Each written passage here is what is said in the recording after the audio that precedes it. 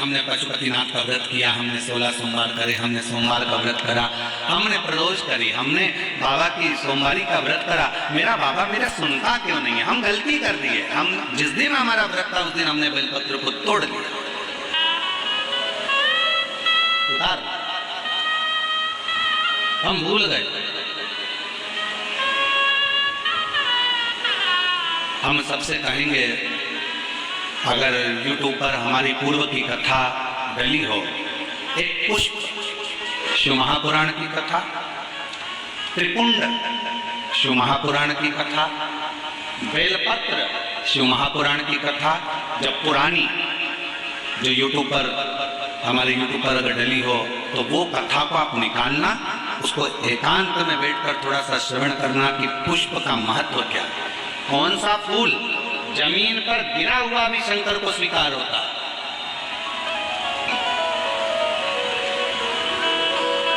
कौन सा पुष्प शिव को किस स्थान पर चढ़ाया जाए।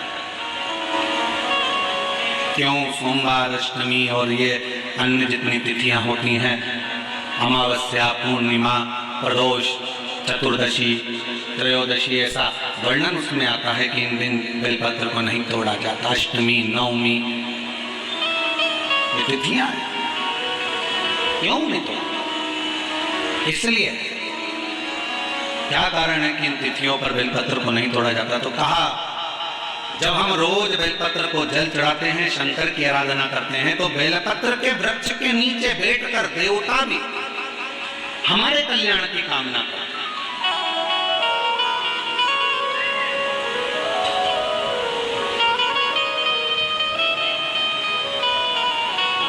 कितनी बड़ी बात लिखी है। लिंग पुराण को उठाकर अगर आप पढ़ेंगे तो उसमें लिखा है, 1.25 किलो सोने के सिंहासन पर, कितना किलो? जम के बोलो जरा, आवाज नहीं आई। 1.25 किलो सोने के सिंहासन पर मखमल का गद्दा बिछाकर एक शालिग्राम भगवान की मूर्ति, शालिग्राम भगवान की शिला रखकर उस पर सोने का छत्र 0.5 किलो का लगाकर हीरों और पन्नों से शालिग्राम भगवान का श्रृंगार कर किसी को दान करने का फल मात्र एक बेलपत्र शंकर के मंदिर में चढ़ाने से प्राप्त हो जाता है।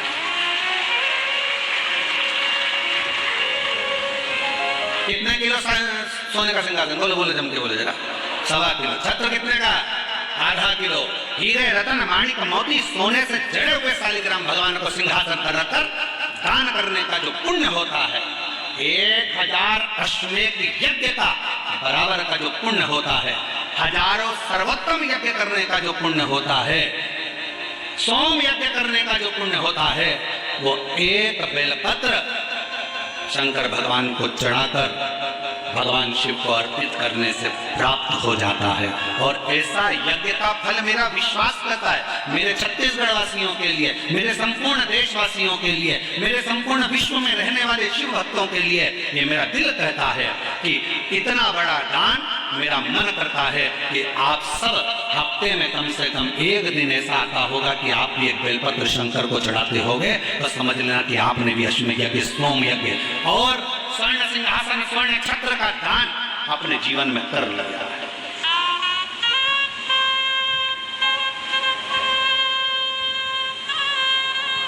तीन वचन भगवान शिव ने पार्वती जी को दिए हैं, सावधानी से सुनिएगा उन वचनों को।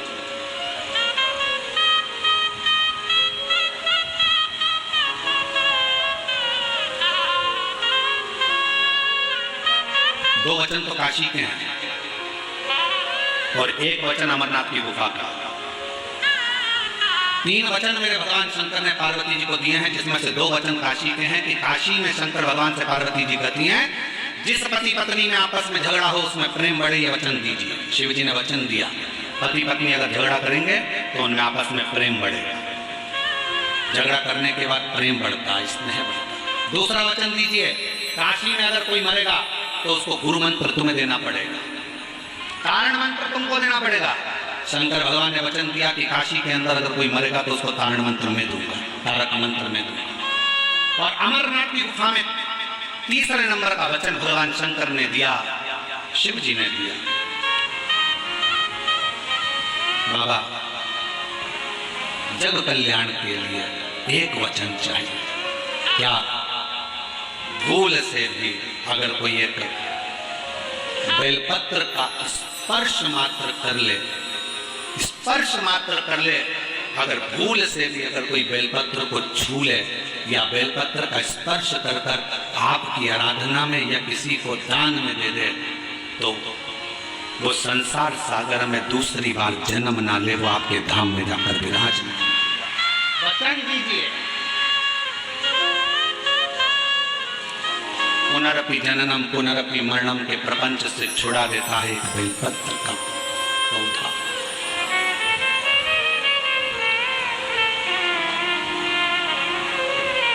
शिव जी के मस्तक पर कितनी रेखाएं रहती हैं त्रिपुंड में? आवाज तो आवाज नहीं है। तीन रेखा मेरे भगवान शंकर के मस्तक पर है। उन तीन रेखाओं में एक एक रेखा में 9 देवता विराजमान।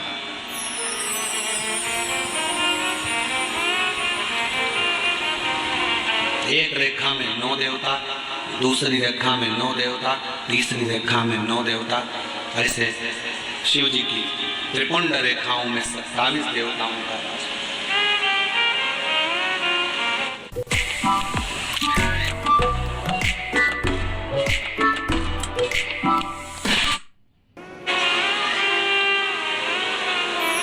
पूरे त्रिपुंड में आप रोड पर से चल के आते हो, बहुत सारे तिलक लगाने वाले आपको मिलते हैं, उन्होंने अपनी थाली में फूल रख रखा है, ऐसा फूल रख रखा है, उस फूल से आपका पूरा सिर रंग देते हैं। बोलो बोलो सही है कि गलत है?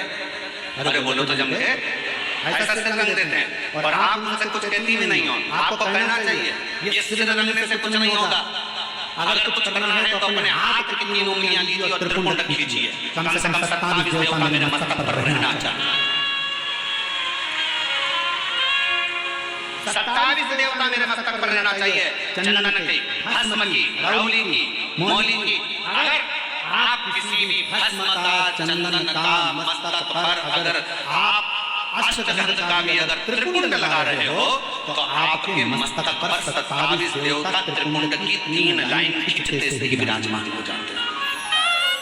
तिलक लगाने वाले फूल रख लिया, फूल से पूरा माथा रख दिया, रंगने के बाद कह दिया चलो दक्षिणा दो जाओ।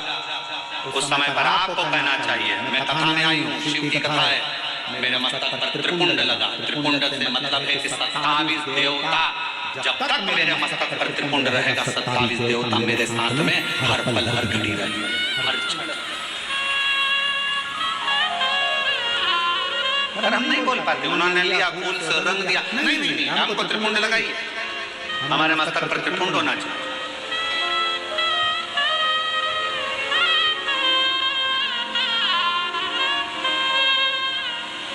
शिव जी के मंदिर जा रहे हो, भगवान शंकर का जल है, उसको भी मस्तक पर त्रिपुंड के भाव से लगा सकते। भस्म है, भाव से लगा सकते। और यदि कुछ भी ना लगा सको तो फिर एक काम करो, शंकर के मंदिर में जब जाओ, झुककर जब प्रणाम करो तो अपना मस्तक शिव के चरणों में झुककर प्रणाम करोगे तो जो शिव भक्त आएंगे उनके चरण की रज आपके जब मस्तक पर लगेगी तो आपका कल्याण कर देगी, आपका उद्धार, कल्याण कर देगी।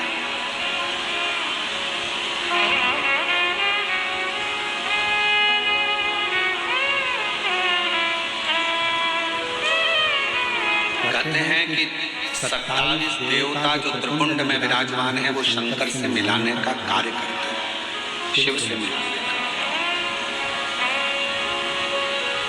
बाकी सी लटक गई नैनों में अटक गई, कब तुम दर्श दिखाओगे। बाकी सी लटक गई नैनों में अटक गई, कब तुम दर्श दिखाओगे। क्या ना रुके भोलेनाथ, मने धारिया सतावे। ओ काशी के भोलेनाथ, मने धारिया सतावे। याद सतावे रुदन आवे, याद सतावे रुदन आवे, याद सतावे। ओ काशी के भोलेनाथ, मने धरिया सतावे। ओ काशी के भोलेनाथ, मने धरिया सतावे। हिच क्या ना रोके भोलेनाथ, हिच क्या ना रोके भोलेनाथ, मने धरिया सतावे। ओ काशी के भोलेनाथ, मने धरिया सतावे। आप उसको जब मस्तक पर त्रिपुंड में 3 रेखाओं में जब 27 देवता विराजमान हो जाते हैं तो वो शिव से मिलाने का कार्य शिव से। कितना सुंदर एक व्याख्यान आया ब्रह्मा जी का। ब्रह्मा जी जब झूठ बोल दिए और झूठ बोले तो भगवान शंकर को क्रोध आ गया। पांव का नख तोड़ा, काल भैरव प्रकट करा, काल भैरव ने अपने हाथ का नख तोड़ा, ब्रह्मा जी का सिर काट दिया। सिर लुढ़कते लुढ़कते गया तो कर्मनाशा नीति बन गई, जो आज भी उत्तर प्रदेश में बहती है।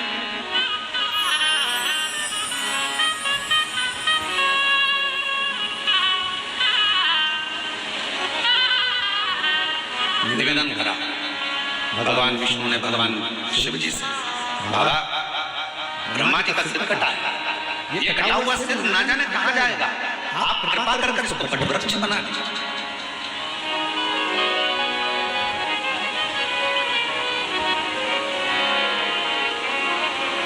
इसको वट वृक्ष बना दो,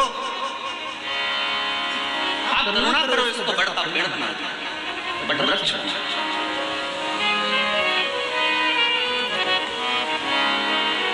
शिव जी ने भगवान नारायण की बात सुनकर ब्रह्मा जी के कटे हुए सिर को बड़ का पेड़ बना दिया। शंकर भगवान उसी बड़ के पेड़ के नीचे विराजमान हो गए। शिव जी का नाम बटकेश्वर महादेव। बटकेश्वर महादेव एक नाम शंकर जी का ऐसा है जो व्यक्ति के कर्जे को समाप्त करता है। कर्जा करने के बाद व्यक्ति सोचता है मेरा कर्जा नहीं चुक रहा, बहुत ज्यादा टेंशन में चलता है। पैसा अगर कर्जा तुमने लिया है तो चुकाओगे भी तुम, तो फिर टेंशन करने की जरूरत क्या है? ज्यादा कर्जा हो गया महाराज, अब क्या करें? पति और पत्नी इतने डिप्रेशन में पहुंच गए कि आखिरी में अपने शरीर को ही त्याग दिया, मरने की तैयारी कर ली। ना ना ना, शिव महापुराण की कथा कर लिया, कर्जा तुमने करा है, कर्जा तुमने लिया है, चुकाओगे भी तुम, घबराना नहीं। कर्जा ज्यादा हो जाए तो बड़ के पेड़ के नीचे श्री शिवाय नमस्तुभ्यम का जाप करिए।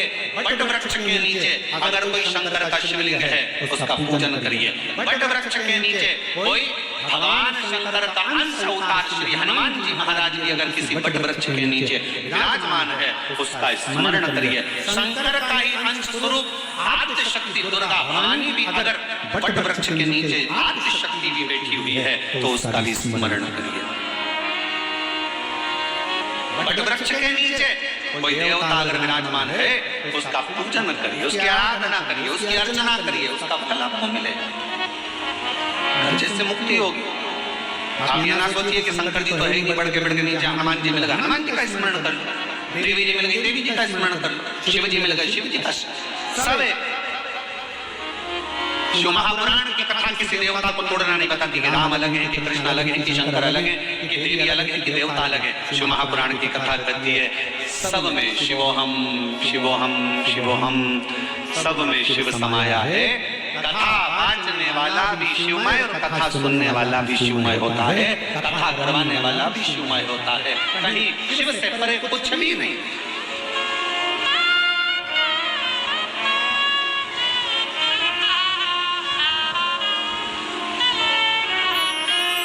और मेरे भोले तेरा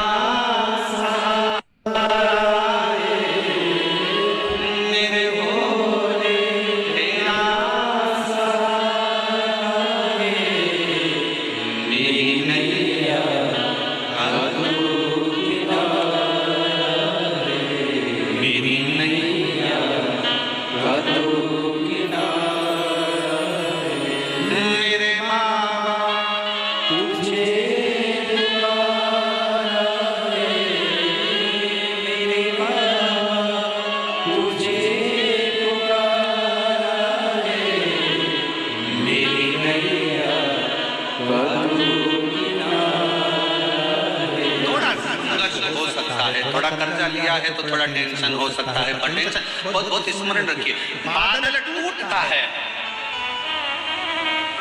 तो पानी बनता। बोलो सही है कि गलत है? बादल टूटता है, पानी बनता है। पृथ्वी पर मिट्टी टूटती है, अगर मिट्टी टूटती है तो अन्न बनता है। खेत को तैयार करने के लिए मिट्टी को तोड़ना पड़ता है, और वो बीज जो मिट्टी में गया है, वो मिट्टी में बीज टूटता है तो पेड़ बनता है। बादल टूटा, पानी बना, मिट्टी टूटी, फसल बनी, बीज टूटा, पेड़ बना, और इंसान जब टूटता है तो कोई अच्छा इंसान बनता है। किसने गाली दी? टूटना मत दी, वो तोड़ेगा तुमको। गाली दी, अपशब्द कहा, ताने दिए, बहुत आड़ा टेढ़ा बोला, खूब बद्दुआ दी, खूब श्राप दिए, खूब आड़ा टेढ़ा बोला, वो आपको तोड़ रहा। और जब जब टूटता है तब तक कुछ ना कुछ बना है, कुछ ना कुछ। अगर कोई तुम्हें तोड़ रहा है तो चिंता ना करना, अपशब्द कह रहा है चिंता ना करना, गाली दे रहा है चिंता ना करना, ताने दे रहा है चिंता ना करना। तुम जब अंदर से टूट जाओगे, टूटने के बाद जब कुछ बनोगे, निखरोगे, तो दुनिया उस चमक को देखकर स्तब्ध रह जाएगी कि इतना चमकता है टूटने के बाद। सास ने गाली दे दी, तुमने पलट कर जवाब दे दिया, उत्तमता नहीं है। बहू ने अपशब्द कहा तो सास ने पलट कर जवाब दे दिया, उत्तमता नहीं है। इस मामले में श्रीमद् भागवत को पढ़ना चाहिए।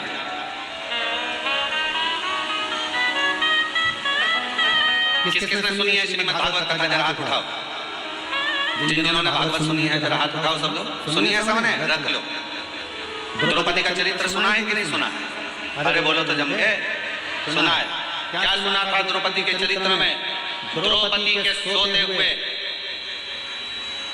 5 पुत्रों का वध कर दिया था अश्वत्थामा। बोलो सही है? द्रौपदी के सोते हुए 5 पुत्रों का वध कर दिया। मालूम पड़ा अश्वत्थामा ने मेरे पुत्रों को मारा है। द्रौपदी चीख पड़ी, द्रौपदी आवाज लगा रही, स्वामी स्वामी स्वामी। पति द्वारकाधीश के चरणों में चरण दबा रहे थे। आवाज पहुंच गई द्वारकानाथ के पास में। द्वारकानाथ ने कहा, अरे भीम भाग कर जा, अर्जुन जल्दी भाग कर जा, द्रौपदी चिल्ला रही है। भीम ने कहा, अर्जुन ने कहा कि हम आपका चरण सेवा छोड़ दें? हाँ, चलो जल्दी से जाकर देखो क्यों रो रही है, क्यों चिल्ला रही है। जाकर सूचना मिली कि द्रौपदी के रोने का कारण इतना था कि द्रौपदी के 5 पुत्र जो सो रहे थे पलंग पर, उसको अश्वत्थामा ने काट दिया, सींच काट दिया, मार दिया। भीम अर्जुन ने कहा, क्या हुआ द्रौपदी? मेरे पुत्रों को मारा गया है। भीम अर्जुन दौड़ कर गए, अश्वत्थामा को पकड़ कर लेकर आए, द्रौपदी के सामने लाकर खड़ा कर दिया।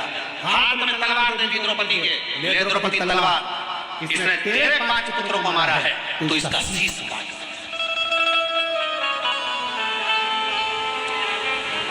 सुनिए श्रीमद् भागवत।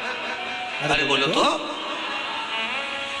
हे द्रौपदी, इसने तेरे बेटों को मारा है, तो इसका शीश काट। ये ले तलवार, और तलवार लेकर काट शीश, मार दे। द्रौपदी